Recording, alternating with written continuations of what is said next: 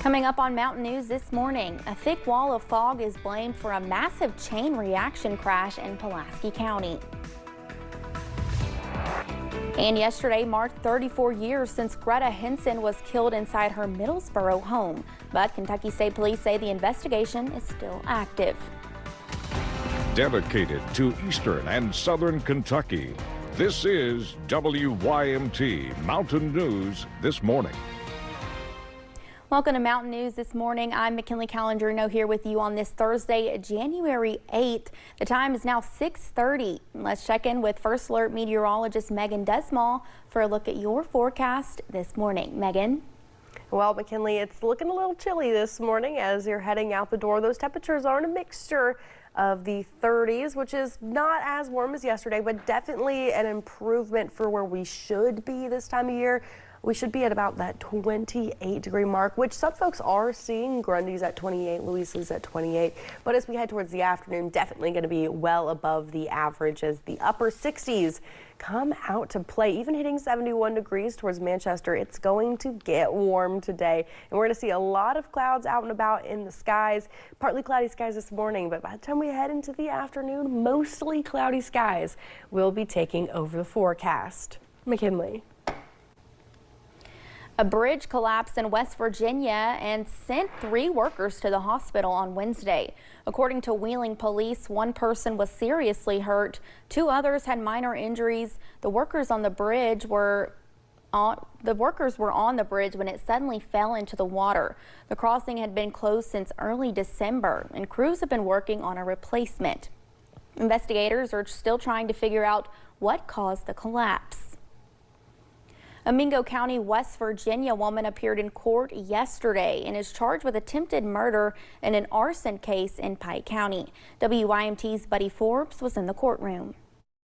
28-year-old Angel Hunt appeared before Judge Eddie Coleman in Pike Circuit Court Wednesday. Angel Hunt was initially charged in district court for criminal attempt to commit murder, arson first degree, assault for strangulation, and tampering with physical evidence, 2 counts. The West Virginia woman was arrested in December after investigators with Kentucky State Police say she tied up Nancy Girls with an extension cord, beat her, and placed her toes inside of a heater before setting fire to Girls' Freeburn home. The grand jury returned to arson 3rd degree, and the difference in that is that the grand jury apparently believed that the fire wasn't intentionally started. During Wednesday's arraignment, representatives with the Pike County Commonwealth's Attorney's Office told the court they believe Girls is still being hospitalized nearly 1 month after the incident. She did suffer serious physical injuries, which is one of the elements of assault first degree. She had been strangled, apparently, that's the accusation, stabbed with pieces of glass, and had some burns and stuff on her feet. And though the community has expressed reservations online about a pregnant woman doing everything that Hunt is charged with, investigators say the evidence and Girls' testimony are clear. There's no reason to believe anyone else was involved in this. Judge Eddie Coleman kept the original $1 million bond in place, and Hunt returned to the Pike County Detention Center pending her next court appearance. In Pike County, Buddy Forbes, WYMT Mountain News. Hunt is expected back in court for a pretrial conference on June 3rd at 4:30 p.m. A thick wall of fog is blamed for a massive chain reaction crash in Pulaski County. At least 16 vehicles were involved. It happened yesterday around 8 a.m. on Kentucky 1247 near Cooper Power Plant Road. Police say a car hit the back of a dump truck and the collisions quickly piled up behind it due to extremely low visibility. At least 3 people were seriously hurt. No one was killed. Pulaski EMS says the driver had less than a second to react. It 4-lane highway, high speed limit of 55 miles an hour. Of course, in dense fog, you do not need to be running 55 miles an hour. Speed was a factor in some of these collisions. They was definitely traveling too fast for the road conditions. Douglas says the Kentucky State Police are currently investigating all the details on the accident.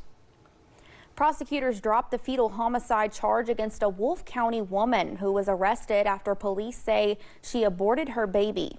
The prosecutors dismissed that charge, citing a state statute that does not allow pregnant women to be charged with fetal homicide. Madison Carmouche talked to another Commonwealth's attorney and Lexington attorneys about the intention behind a fetal homicide charge. I am not aware of any law in Kentucky that would criminalize the acts of a pregnant woman to terminate her pregnancy. Kenton County Commonwealth's attorney Rob Sanders is not connected to the Wolf County indictments against 35-year-old Melinda Spencer, but he says the initial fetal homicide charge did not apply because according to Kentucky law, Spencer is exempt as the woman who was pregnant, and so are medical providers. If the legislature wants women that terminate their pregnancies to be prosecuted, they need to amend the law. This is why Wolf County Commonwealth's attorney Miranda King dismissed the fetal homicide indictment against Spencer. She says she is a pro-life prosecutor, but is sworn to defend Kentucky state law. Say the mother of the child was shot and then happened to lose her child in that process, but she did not die. I think that's what this was really trying to target. Lexington attorney Sarah Langer says the fetal homicide charge is in place to make sure if someone kills a pregnant woman's child, they can be charged for that death. If the people of the Commonwealth want this to be prosecuted, then call your legislator. Elect people that align with your values and get people in office that will create a law to prosecute this. Shelby Adams is a trial attorney in Lexington. She says because there is no law to prosecute abortions, Kentuckians should not fault the Commonwealth's attorney for her decision to dismiss the fetal homicide indictment. I think the Commonwealth attorney down there, what she said was, again, like I will enforce the law when it's applicable, but it's not here. And I really respect the decision she made to dismiss something that is so politicized and not to create a witch hunt out of it. Commonwealth's attorney King says the indictments against Spencer on charges of concealing the birth of an infant, abuse of a corpse, and tampering with physical evidence still stand. Madison Carmouche, WKYT. In Laurel County, a man was taken to jail after he was accused of possessing meth. Police made the arrest on Jess Messer Tuesday night on Kentucky 552. It started when police conducted a traffic stop as the vehicle Messer was driving had committed a registration violation. Police discovered Messer had no operator's license, and when a canine was deployed to search the vehicle, what police suspected was meth was found. Messer was taken to the Laurel County Correctional Center.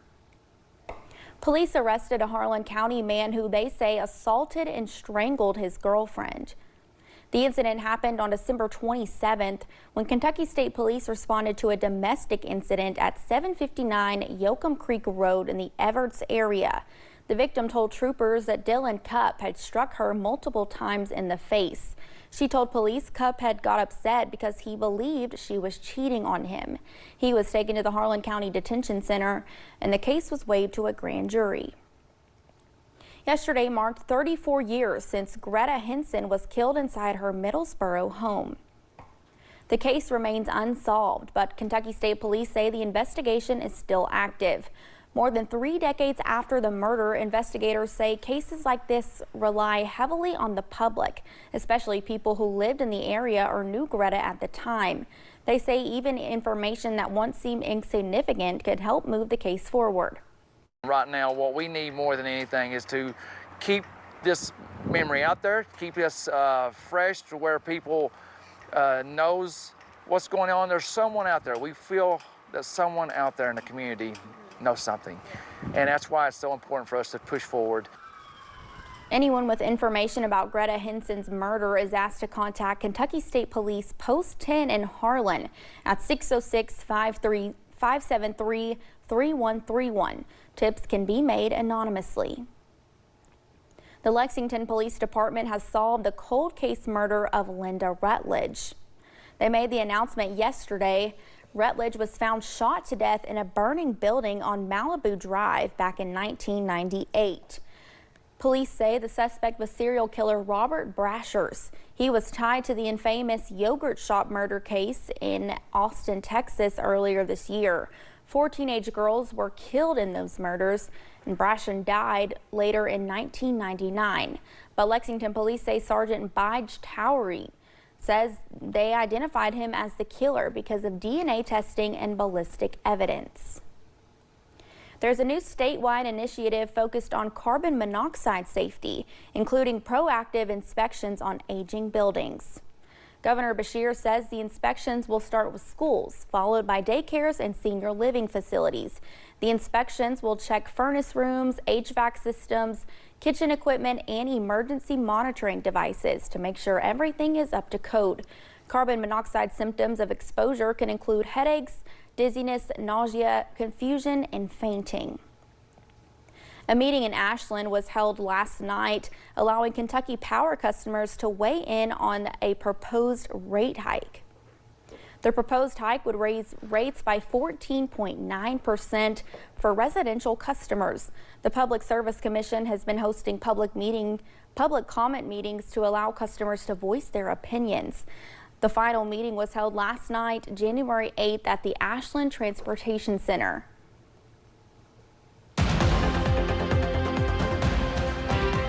And we're still watching those clouds this morning. A very cloudy start to your day, but by the time we head into the afternoon, it's just going to get cloudier. Don't worry though, we're not seeing any rain until later tonight going into your Friday, so we'll stay nice and dry. In terms of the temperatures though, a little bit of a chilly start to your day. We're talking a lot of 30s, but by the time we head into the afternoon, a significant warm up is on the way. I mean, we're talking beautiful temperatures, upper 60s for many folks, even seeing 71 popping out for Manchester and Hyden as that forecast high temperature. So get ready for those warmer temps. They're on the way, and we'll continue to see those even into tomorrow. But the difference between today and tomorrow is that today is going to stay dry, partly cloudy skies as you're heading off to school and mostly cloudy skies as you're heading home. But we will see the rain and storms returning tomorrow. McKinley. Thank you for joining us. The time is now 6:42. Still to come on Mountain News this morning. The Golden Globes are just a few days away. We have an inside scoop from host Nikki Glazier, her winner predictions, and who she plans to tease in her opening monologue.